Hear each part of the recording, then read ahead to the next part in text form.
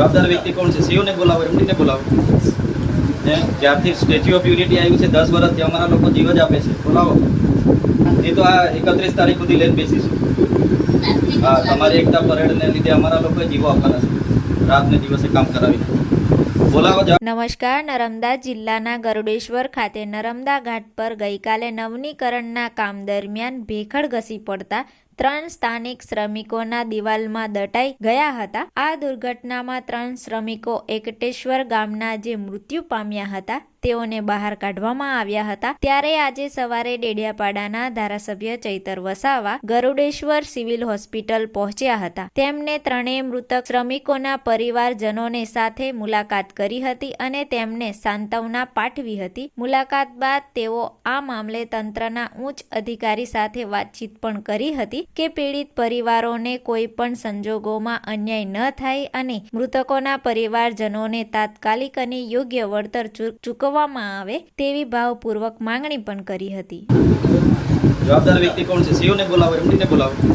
જ્યારથી statue of unity આવ્યું છે 10 વર્ષથી અમારા લોકો જીવ જ આપે છે. બોલાવો.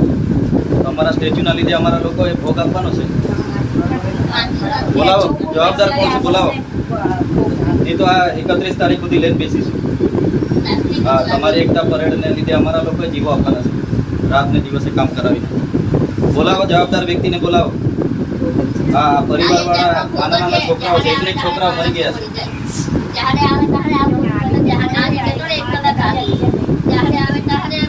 પોલીસને આગળ કરીને બધી જમીનો છીનવી લીધી. અમારા લોકો મરી જાય ત્યારે કોઈ કોણ છે જવાબદાર? બોલાવો.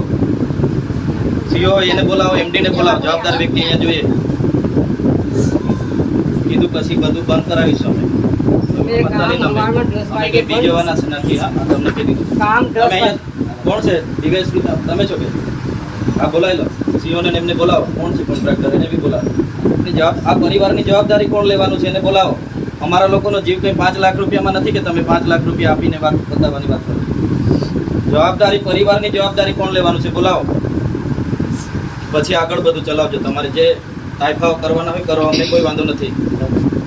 તમારે જેટલા પ્રોજેક્ટો કરવાના હોય કરો. અમારા લોકોના જીવ ગયા છે, જવાબદાર કોણ લેવાનું? કોણ જવાબદારી લેશે? પરિવારની જવાબદારી લઈ લો. ચાલો લખી આપો. કોણ લખી આપે છે? ડીવાયએસપી સાહેબ બોલાવો. જવાબદાર અધિકારીને બોલાવો. પરિવારની જવાબદારી તો લેવી પડશે ને.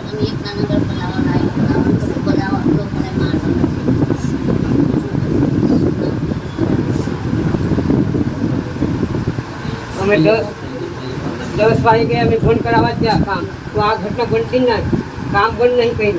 ત્યારે અમારી જમીન ઉપર અમે હા મેન સાહેબ આવશે.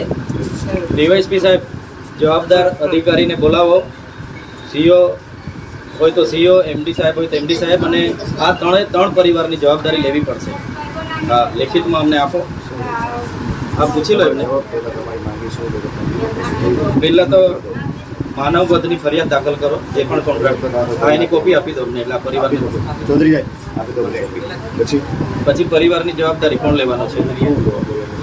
હવે ઘટના ઘટી છે તો જવાબદારી લેવી પડશે ને. જવાબદારી એટલે માનવતાની રાહે એમના પરિવારમાં આકસ્મિક ઘટના, ચાલો આકસ્મિક ઘટના બની હશે કે જે બી હશે, માનવતાની રાહે વહીવટી તંત્ર અને પ્રશાસન એની જવાબદારી. કઈ રીતના સપોર્ટ આપો છો? ના, એટલે કઈ રીતના સપોર્ટ કઈ રીતના આપવાના છો અમને? કેમ અમને ખબર પડેલો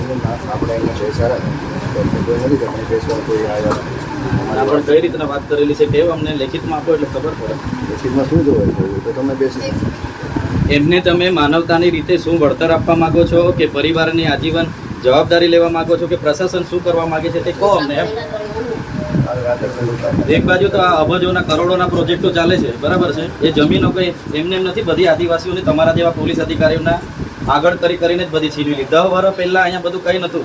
અમારા લોકોને આજે બી કટ્યા, આજે જમીનમાં થયું છે ને એના બી કટ્યા છે, ભોજો છે. તો કઈ રીતના તમે કામ ચાલુ કરાવી દીધું? કોણે કામ ચાલુ કરાવી દીધું? હવે લીગલ પ્રોસેસ નહીં, તમારે શું કરવા? એ બધું કરવાની જરૂર છે. એટલે તમારી બધી તાઇફાઓ કરવા માટે અમારા લોકોએ ભોગ આપવાનો છે કાયમ. તમે તો ખાલી પ્રોસેસ જ કરો છો. જવાબદારી છે કોઈની છે? અમે સરકારી નિયમ કાયદા મુજબ સરકાર તો બધા આ કોણ છે? તો એટલે સરકારી નિયમ તો અમે કોણ છે? આ બધા કોણ છે? તમારા વડવાના તમને હવામાન વિભાગ હોય તમને એ નહીં જાણ નહીં કરી કે ભાઈ વરસાદ પડવાનો છે કે દરિયો ના ખેડો કે જમીનમાં ખોદાણ ના કરો એવી નહીં એ તમારે કરી તો લઈ લીધી છે.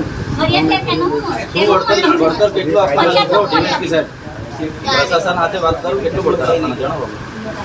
પ્રશાસનમાંથી મેં એક બોલાવ્યા છોકરા છે. હતા સરવાયા સાહેબ, એક ને એક છોકરા છે. ફરી આપણે માનવતાની રીતે નિરાકરણ લાવવાનું છે. હા બસ. તો વાત કરીને આપણે ડિસ્કસ કરી લઈએ.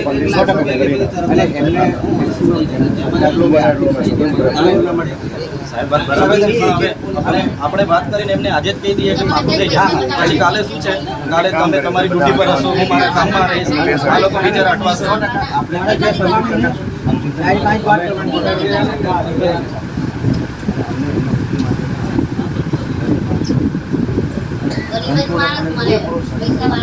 આપણે બેસીએ, કહો અમને, એમના બી બે આગેવાનોને પછી કન્ફર્મ કરી બોલાવી લઈએ. બોલાવી લઈએ. પરિવારને પરિવારમાંથી કોઈ એકને બોલાવી લઈએ. બે આગેવાનોને બી વાત કરવી પડશે. આ મારા પરિવાર છે ને હા હા એમની સામે થવું જોઈએ જે લોકો તમે આવો તમે.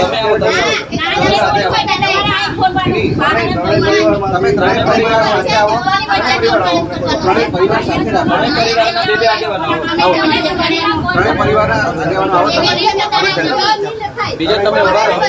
બીજા બધા અહીંયા ઉભા રહો. પરિવારવાળા જોડે બે આગેવાનો. આપણે રોહિતભાઈના ઘરેથી બે જણને બોલાવી દો. નિવાસભાઈના ઘરેથી, શૈલેષભાઈના ઘરેથી બે આગેવાનો.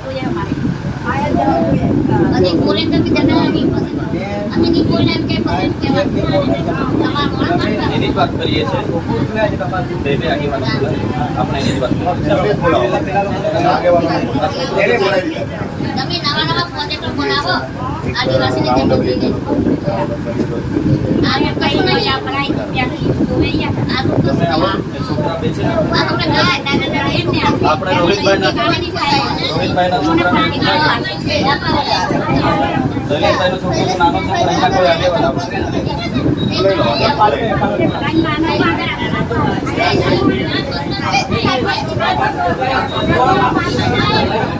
બીજા થોડા સાઈડ પર જજો.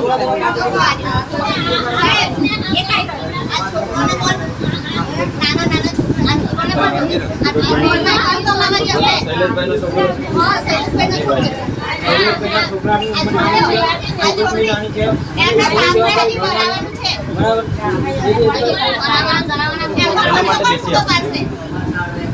કોઈ નથી બીજા ખાલી થોડીક વાર અહીંયા બેસજો. અમે આ વહીવટી તંત્ર આવ્યા છે અને અમે પ્રશાસન સાથે બેસીને ચર્ચા કરીએ છીએ.